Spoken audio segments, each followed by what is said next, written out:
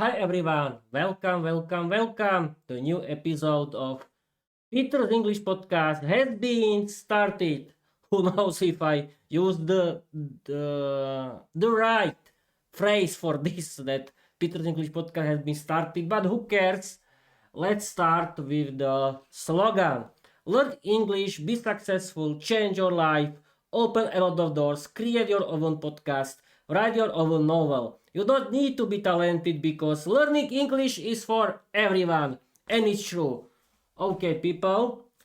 This is picture in picture mode episode where I want to chat with Microsoft Copilot about interesting English grammar as usual. And then Microsoft Copilot can create interesting, funny story inspired by my novel Viera, the Vampire Diary. But let's start with the English grammar. But let's introduce myself a little. Hi everyone, I'm Peter. I'm the owner of Peter's English podcast, and this is my podcast. And my podcast is about my own novel, Viera, the Vampire Diary. It's about practicing my speaking skills in English. It's about learning English and sharing and inspiring people for learning English, because learning English is for everyone. And we can start. And okay, we can see it. Everyone can see it, and we can start. Okay, let's start. Now I want to learn. Wait a minute. I don't know the name of it. Relative clauses. Yes. Okay. I'm streaming and recording on my YouTube channel via OBS Studio, my new live stream of my podcast. Wait a minute. It cannot be smart. It cannot be. Yes. I activated study and learn mode of Microsoft Copilot. Let's learn relative clauses in English. Now we have to wait. We have to wait.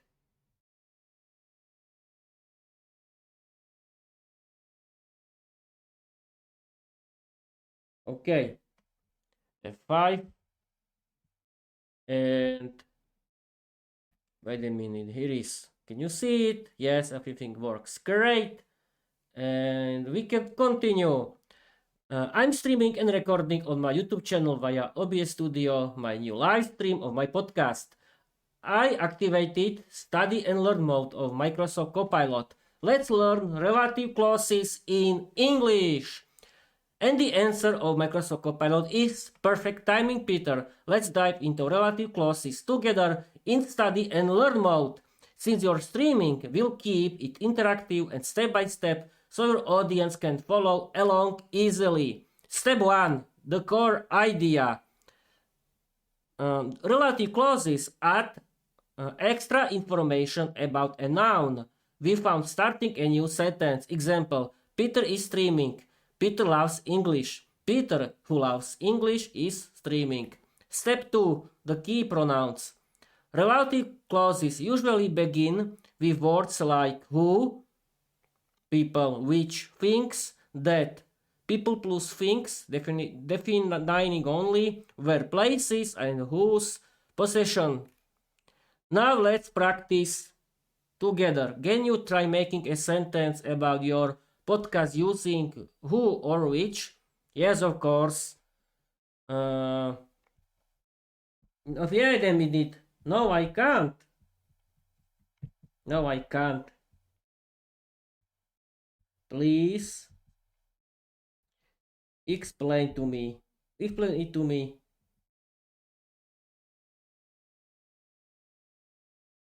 People people, here you are.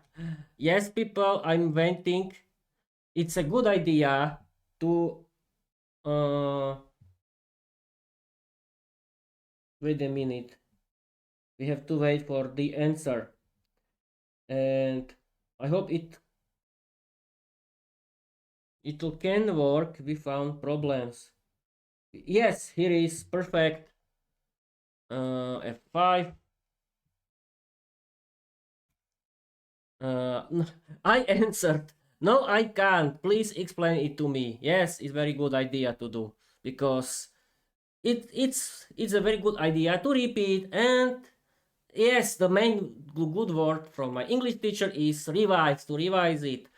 Got it, Peter. Let's slow it down and make relative clauses crystal clear step by step. No pressure, just clarify and fun. Step 1.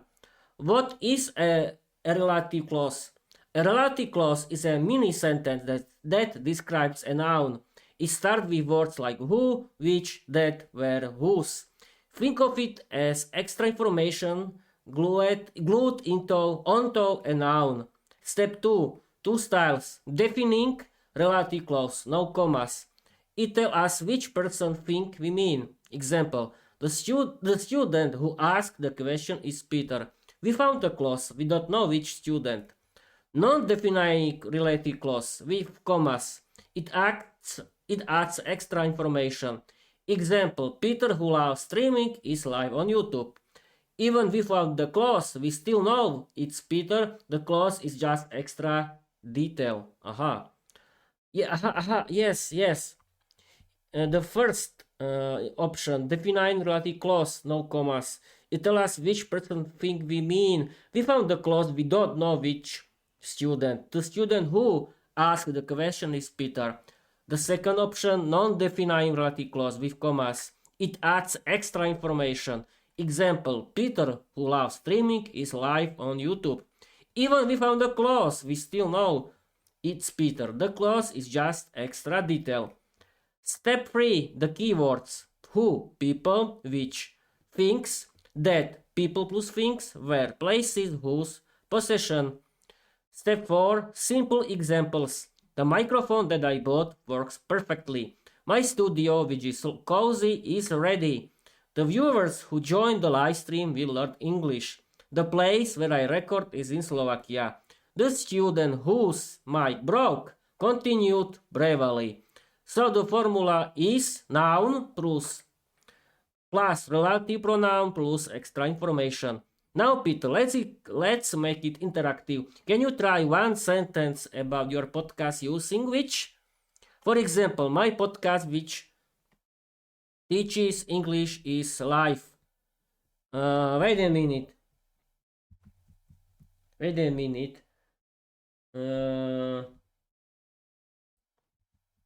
Explain how to use which? Okay. Why not? We have to wait. And we have to wait. And we have to wait. Okay. Okay, here is. Okay, where is it? Here it is. Can you see it? Yes, you can. Wait a minute. Explain how to use which. Alright, Peter. Let's zoom in on which. It's one of the most useful relative pronouns. And once you see the pattern, it becomes easy. How which works. Which introduces a relative clause about the thing, not a person. It adds extra information about that thing. It can be used in defining clauses, no commas, or non-defining clauses with commas. Defining relative clause, no commas.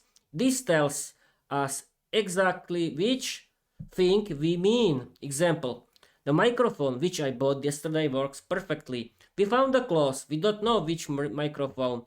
The clause defines it. Non-defining relative clause with commas. This adds extra information about the thing. Example, my ring light, which is on the right side, makes my face look perfect. Even we found the clause, we know which ring light. The clause just adds detail.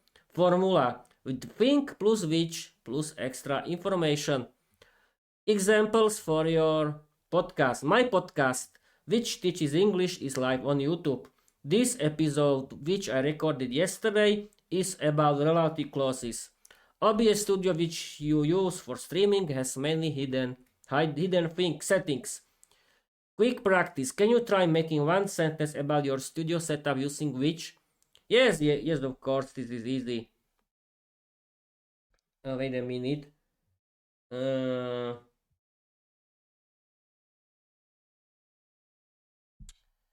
Oof.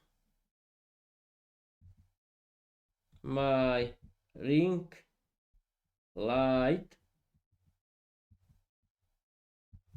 which is connected to the tripod, works perfectly. Why not? We have to wait for the explanation.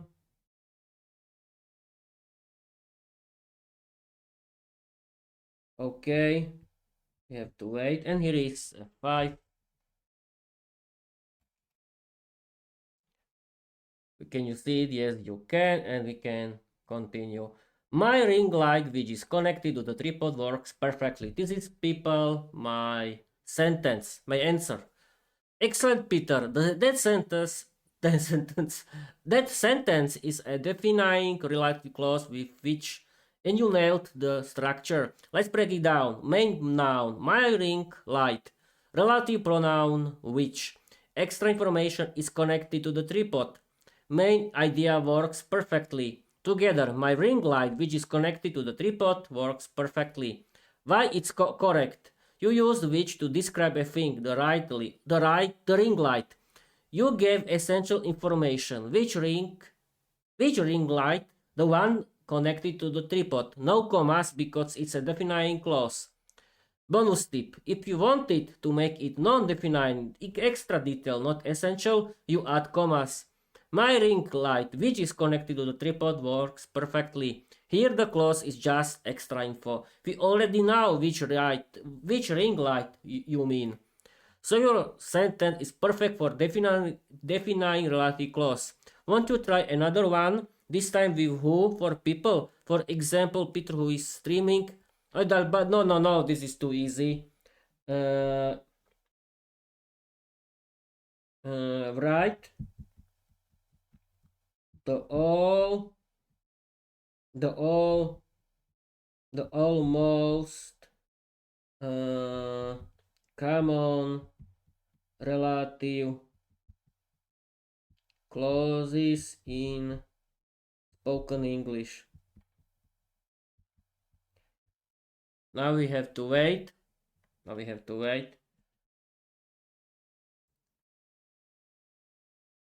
Because I think that this is the best idea. If there are more than... Oh, only a few one. Okay, this is easy.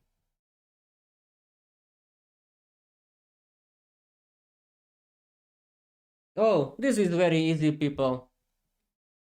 Okay, this wasn't very hard English today, wasn't it? Okay. Write the almost common relative clauses in spoken English. Perfect, Peter. Let's make a clear list of the most common relative clauses in spoken English. These are the ones you'll hear all the time in everyday conversation, podcasts, and casual speech. The most common relative clauses in spoken English: with, who, people. That's the guy who lives next door. She's the teacher who helped me. I know someone who speaks English very well. Which? With, which, things. Who is for people, which is for things. This is the book which I bought yesterday. I love my phone, which has a great camera. That's the microphone which works best for streaming. With that, people plus things, very common in speech. He's the student that asked the question. This is the podcast that I listen to every day. She's the person that told me about OBS Studio. Note, in spoken English, that often replaces who or which because it's shorter and more casual. We were places. That's cafe. That's the cafe where we met. I know a studio where you can record podcasts. This is the town where I grew up. With whose possession? Aha, she's the student whose laptop broke. I met a man whose daughter studies English. There's the teacher whose lessons are very popular. Spoken English notes. In casual speech, people often drop the relative pronoun if it's not the subject. The book which I bought yesterday is great. The person who I met yesterday is nice. That is the most common in everyday talk because it's short and natural. Non-defining clauses with commas are less common in casual speech, but they appear in storytelling. My friend who lives in London is visiting. So the most common relative clauses in spoken English are who for people, which for things, that for people plus things very frequent in speech, where for places, and whose for possession. Peter, do you want me to build a mini spoken English practice round where I give you half and a sentence and you complete it with a relative clause? That would be perfect for a live stream audience. I don't know. People like. I don't like these things. This is very easy. No. Create a 500-word story inspired by my novel Viera the Vampire Diary. Use a lot of funny wild dialogues. The story has to be funny and interesting and wild. Use this kind of English grammar. Let's go. Okay, now we have to wait for the story and we end this live stream once and for all. Don't worry, people. I want to continue. And yes, you can see that the light, that my new LED light connected to my tripod via one for screw works perfect. The light is perfect. But I don't want to talk about it. Maybe the next week, because the next week I work in the afternoon. But wait, here is the story. Let's start. Wait a minute. 5. Okay, here is the story. Can you see it? Yes, you can. Perfect. People like stories and I like story too. Now, people, I'm going to read you an AI-generated story created by Microsoft Copilot. It's inspired by my novel, Viera the Vampire Diary. Let's start. Okay, can you see it? Yes, you can. This is the most important thing. And let's go. Create a 500-word story inspired by my novel, Viera the Vampire Diary. Use a lot of funny wild dialogues. The story has to be funny and interesting and wild. Use this kind of English grammar. Absolutely, Peter. Here comes a 500-word wild, funny dialogue-packed story inspired by Viera the Vampire Diary, written in lively spoken English and using relative clauses which, who, that, where, whose, and all the grammar you're practicing. And here is the story, people. It was inspired by my novel, Viera the Vampire Diary, and it's created by Microsoft Copilot. Let's go. Viera the Vampire Girl, the night which went completely wrong. Wait a moment. Now it's better. Viera, who had been awake for only 5 minutes, already felt that the night was going to be chaotic. She opened her diary, which was covered in a glitter and questionable stickers, and sighed dramatically. "Dear diary," she wrote, Tonight I will behave like a normal vampire, which means absolutely nothing will go according to plan. Just then, Peter burst into the room where Viera kept all her forbidden snacks. Viera, we have a problem, he shouted. We always have a problem, Viera replied. Which one is it this time? The beds that refuse to hang upside down. The ghost who keeps stealing my socks? The werewolf whose hairdryer exploded? No, Peter said. It's worse. Your cousin Drusilla is here. Vera froze. Drusilla, who thinks she's a fashion icon, or Drusilla, who once tried to hypnotize a toaster. The second one, Vera screamed. No! She's the one who almost burnt down the castle with her experimental tea. A knock echoed the hall. Knock, knock.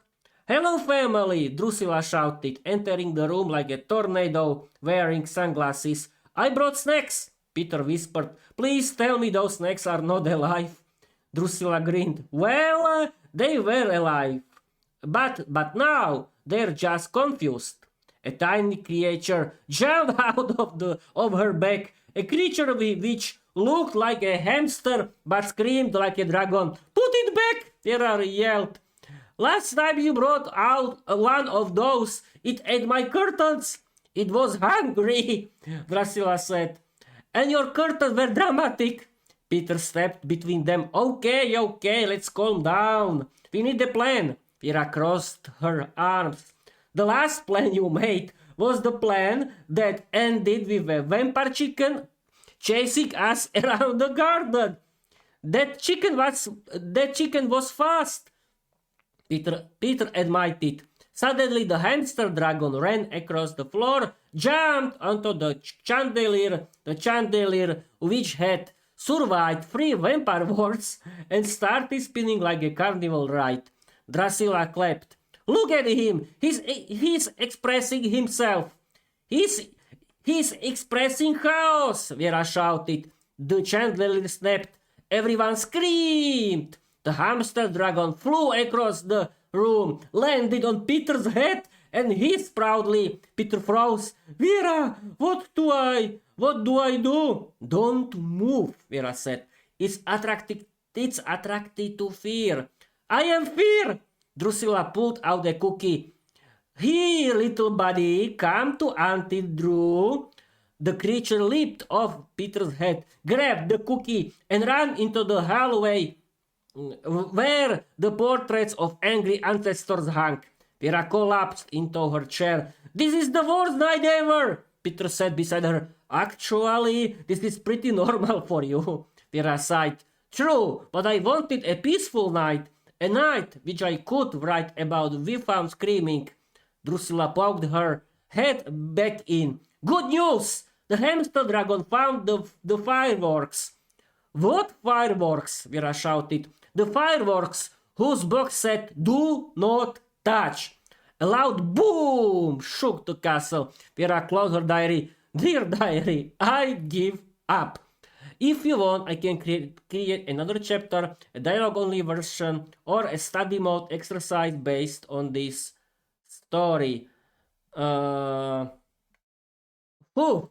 People, this story was great.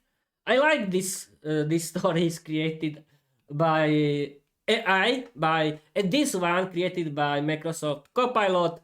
And yes, I think we can do something because I'll be streaming for 24 minutes.